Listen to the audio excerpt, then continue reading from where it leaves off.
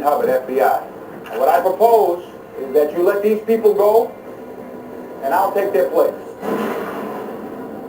I'm going to take your silence to mean that you're considering my offer. Oh, God. London, Belfast, Beirut. We're not the first city to have to deal with terrorism. This is New York City. We can take it. You don't understand. These guys are pros. From the age of 12, they've been dodging people like you. The situation is appalling. They're attacking our way of life. The president wants to stop, and there's only one way to do that. He's saying the president is prepared to take the necessary steps. Today, with the invocation of the War Powers Act by the president, I am declaring a state of martial law in this city. We intend to seal off this borough, and we intend to squeeze it. Do you have any idea what you're starting here? It's wrong. What if what they really want is for us to herd children in the stadiums like we're doing? And put soldiers on the street and have Americans looking over their shoulders. Bend the law, shred the Constitution just a little bit. If we do that, and everything that we have bled and fought and died for is over.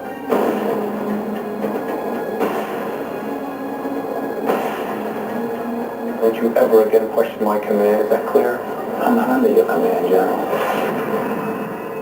Take a look around and tell me if you really think that's true.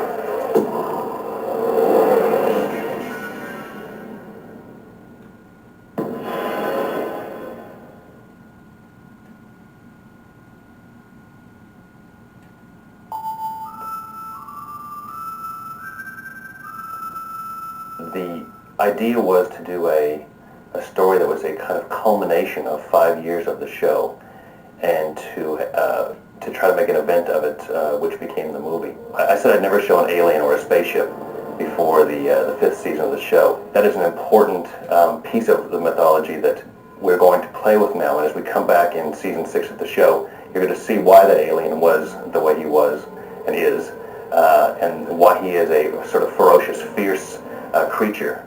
So much for little green man.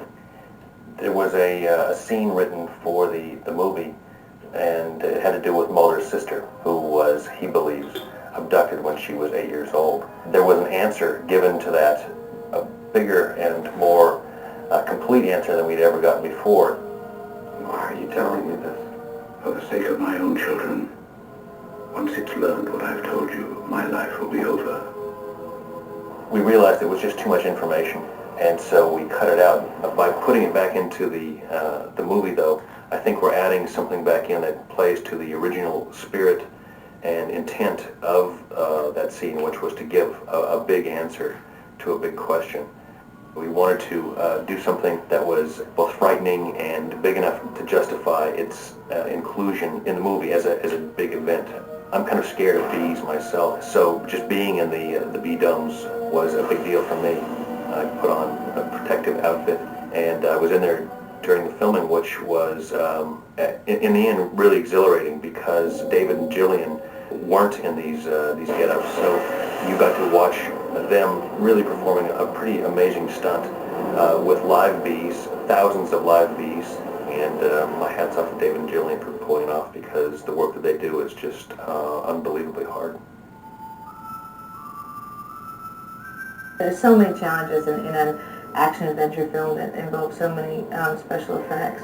You know, pretending to be in Tunisia or pretending to be in the Antarctic, surrounded by green walls and certainly snow beneath us, but everything else that you see beyond us in the landscape and the mountains and everything is all special effects and CGI and computer everything, and it's remarkable. There was actually one scene at the end where we have to, where we're lying in the ice and the snow, and it's real ice that we've got our faces pressed against for some time while they're trying to get the shot. It was very cold. I have to say the most uncomfortable scenes to shoot were in the cornfield. I had to run very close behind David, so all of the corn that he goes through ends up like whacking me in the face. We did a lot of stuff attached to wires. We had to get a shot of us sliding down the face of the exterior of the spaceship when we slide forward full speed ahead and drop, and at some point the wire goes taut and it catches us before we fall off the edge. I actually wanted to keep going. It excites me rather than terrifies me. I have to say that shooting the hallway scene was probably one of my favorites. It was such a momentous moment in the history of these characters, and I think I enjoyed that aspect of it a great deal. The movie is pivotal to understanding the series as you go on. Along the way, we will cover a lot of the ground and explain a lot of things that the movie may not have explained perfectly, but that's part of the fun of the X-Files. Unanswered questions, questions that are answered and the answers are taken away. We're big Indian givers on this TV series. We often say things and then learn that they're lies later on because we're dealing with so many treacherous characters. And I guess I'm a sort of treacherous character in that way too, and I'm constantly pulling the rug out from underneath the viewer. So the movie is important to the series, all important. You will gain not only a bigger appreciation for the series as it goes forward, but the series as you look back.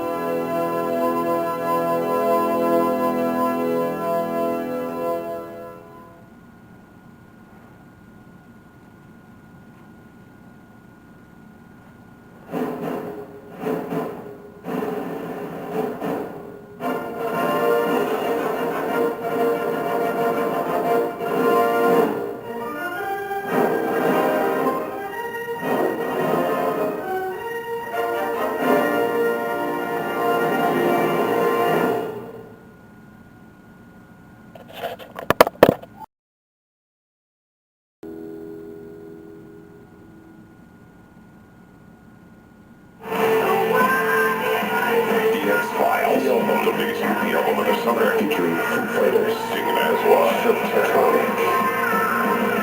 Björk, The Cardigan, Sarah McLachlan, and Ezra. The Cure, The Dust Brothers, Noel Gallagher, Soul Coughing, Queen, and X. Plus, hear the truth revealed at 10:13. The X-Files, the album. In stores now.